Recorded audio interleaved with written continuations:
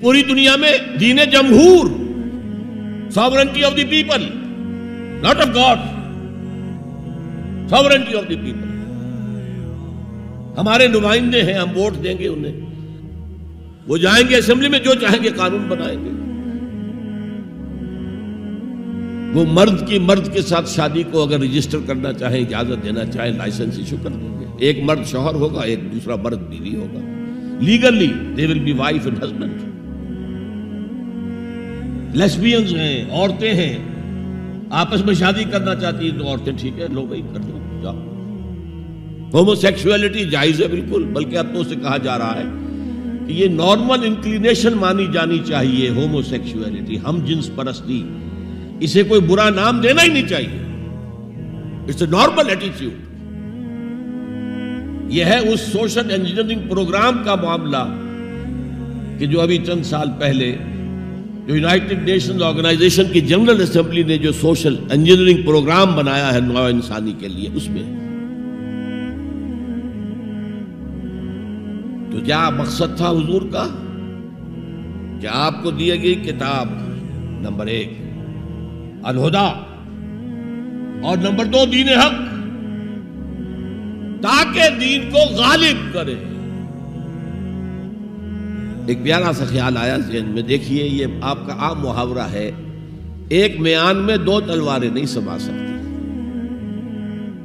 ایک جگہ 2 دین نہیں ہو سکتے.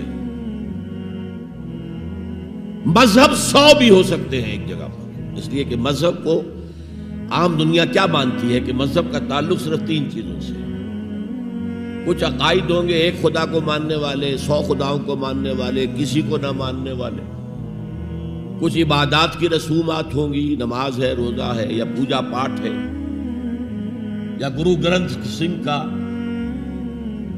وہ اکھنڈ پاٹ، یعنی پورا اس کی تلاوت مکمل، کوئی وقفہ ڈالے بغیر، جو چاہو کرو. سوشل کسٹمز ہوتے ہیں، بچہ پیدا ہوگا تو کیا کریں گے؟ عقیقہ کریں گے، بپتسمہ دیں گے. عیسائی بپتسمہ دیتے ہیں، بیپٹائز کرتے ہیں، ہم عقیقہ کرتے ہیں. پیدا ہوتے ہی دائیں کان میں اذان، بائیں میں اقامت کہتے ہیں. کوئی مر جائے گا تو کیا کریں گے؟ ڈیڈ باڈی کا جلائیں گے یا دفنائیں گے، یا پارسیوں کی طرح کہیں اونچی جگہ پر رکھ دیں گے کہ کیلیں اور کوے آئیں اور کھا جائیں. کم سے کم ان کی غذا کا تو کام چلے نا. زمین میں دبا دیں گے تو مٹی ہوگا، مٹی میں مل جائے گا، کسی کے کام ہی نہیں آئے. 12 ان 3 چیزوں کے مجموعے کا نام ہے مذہب. جبکہ دین کے اندر 3 چیزیں مزید شامل ہو جاتی ہیں: سماجی نظام، معاشی نظام، سیاسی نظام. یہ 3 جمع 3 بن کر دین بنتا ہے. تو دین تو 2 نہیں ہو سکتے. جمہوریت اور آمریت تو ساتھ ساتھ نہیں ہو سکتے. کیپٹلزم اور کمیونزم تو ساتھ ساتھ نہیں ہو سکتے. ڈیموکریسی اور ملوکیت تو ساتھ ساتھ نہیں ہو سکتے. اس اعتبار سے ایک مغلوب ہوگا، ایک غالب ہوگا. مغلوب مذہب بن جائے گا اور غالب دین ہوگا. آج دین جمہور غالب ہے. اور جو اقبال کا شعر ہے بڑا پیارا: بندگی میں گھٹ کے رہ جاتی ہے ایک جوئے کباب، اور آزادی میں بہرے بے کراں ہے زندگی. اگر دین آزاد ہے، غالب ہے، چھایا ہوا ہے تو وہ ہے اصل دین، ورنہ وہ سکڑ کر مذہب بن جائے گا. ہم 60 سال پہلے دین انگریز پر تھے. حاکم کون تھا؟ کوئی بادشاہ کو ملکہ بیٹھا ہوا یا بیٹھی ہوئی ہے انگلستان میں. وائس رائے یہاں ایک ہوتا تھا اس کو، لیکن وہ حاکم نہیں تھا، ساورن نہیں تھا. ساورنٹی ان کی تھی، اصل حکومت ان کی تھی. ہز میجسٹیز گورنمنٹ یا ہر میجسٹیز گورنمنٹ، ان کی تھی حکومت. تو اس اعتبار سے دین کو غالب کرنا یہ بہت جان جوکھوں کا کام تھا. یہ نوٹ کر لیجئے آپ. دیکھیے تمام نبی اور رسول مبلغ بن کر آئے، داعی بن کر آئے، بشیر بن کر آئے، نذیر بن کر آئے، بشارت دینے والے کہ اللہ کے راستے پر آؤ گے فراح و ریحان و جنت نعیم. اور اگر انذار کرنے والے نذیر بن کر آئے، اگر غلط راستے پر جاؤ گے تو جہنم ہے۔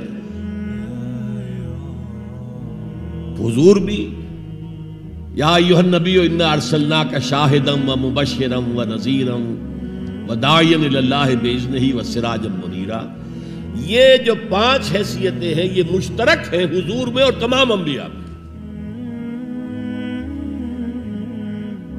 اگرچہ ہر حیثیت میں حضور کی اپنی شان ہے جس میں کوئی دوسرا نبی ان کے قریب نہیں آ سکے گا، لیکن نوٹ کیجئے یہ آیت جو میں اس وقت آپ کے سامنے رکھ رہا ہوں، جس کے لیے نصرت مطلوب تھی، آؤ میرا ہاتھ بٹاؤ، میں کہہ رہا تھا کہ یہ کام انذار، تبشیر، واعظ، نصیحت، تعلیم، تبلیغ، تربیت، تزکیہ، یہ سب رسولوں نے کیا اور حضور نے بھی کیا، لیکن یہ معاملہ صرف محمد کے لیے ہے صلی اللہ علیہ وسلم، اور 3 دفعہ آیا ہے، کسی اور نبی اور رسول کے لیے 1 دفعہ بھی نہیں آیا، کہ ان کا فرض منصبی ہے دین کو غالب کرنا، صرف تبلیغ نہیں، غالب کرو۔ یہ تھا وہ مشن جس میں آپ کو نصرت درکار تھی۔ فالذین آمنوا بہ وعزروہ ونصروہ، مدد کریں ان کی۔ وہ مدد کس کام میں تھی؟ دین کو غالب کرنے کی۔ اس لیے آتا ہے نا سورہ صف کے آخر میں، یا ایھا الذین آمنوا کونوا انصار اللہ، اے ایمان والو اللہ کے مددگار بنو، کما قال عیسی ابن مریم للحواریین من انصاری اللہ، جیسے کہ دیکھو 600 برس قبل حضرت مسیح اور حضور کے درمیان 600 برس کا فصل ہے، جیسے کہ 600 برس قبل ہمارے بندے عیسیٰ نے کہا تھا حواریین سے کون ہے میرے مددگار اللہ کے راستے میں، اور حواریین نے کہا تھا نحن انصار اللہ، قال الحواریون نحن انصار اللہ۔ تو یہ اللہ کی مدد اور اللہ کے رسول کی مدد، من انصاری الی اللہ، کون ہے میرا مددگار اللہ کے راستے میں، یہ ہے تیسری بات۔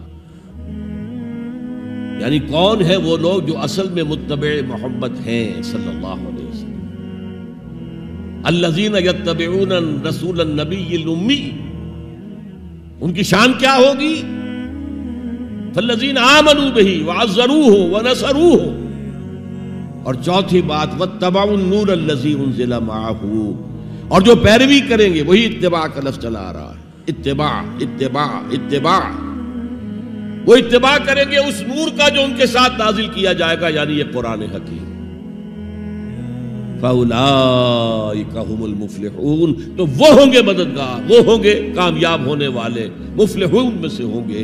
اللہم ربنا اجعلنا منہم، اللہ تعالی ہمیں ان میں شامل کرے۔ اب تھوڑا سا خاکہ میں آپ کے سامنے رکھنا چاہتا ہوں، حضور نے یہ کام کیسے کیا جو کسی اور نبی سے نہیں ہو سکا،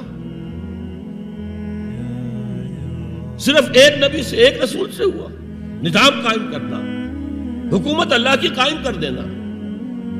جیسے کہ شاید آپ کو معلوم ہو کہ انجیل میں جو دعا ہے لارڈس پریئر کہلاتی ہے، جیسے ہمارے ہاں سورہ فاتحہ ہے، ایسا ہی مقام ہے لارڈس پریئر کا عیسائیوں کے۔ اس میں کیا الفاظ ہیں؟ Thy kingdom come, Thy will be done on earth as it is in heaven. اے اللہ، اے رب، تیری حکومت آئے،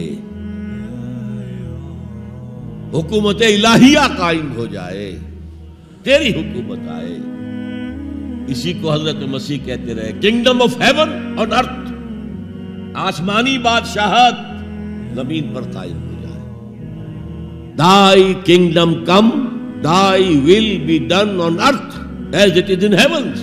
تیری مرضی جیسے آسمانوں میں پوری ہو رہی ہے، سارے سیارے، سارے ستارے، ساری گیلیکسیز، پوری کائنات جس طرح تیرے حکم کے پابند ہے، اے رب ایسے ہی تیری مرضی زمین پر بھی پوری۔ یہ کام جو ہے بڑا جان جوکھوں کا کام ہے۔ تبلیغ میں، تعلیم میں محنت ہوتی ہے، مشقت ہوتی ہے، وقت لگتا ہے، اس میں کوئی شک نہیں، لیکن محض تبلیغ، محض تعلیم، محض تربیت، محض تزکیہ، یہ محمد رسول اللہ کا طریقہ نہیں ہے۔ برا نہ مانیے، میری بات پر غور کیجیے۔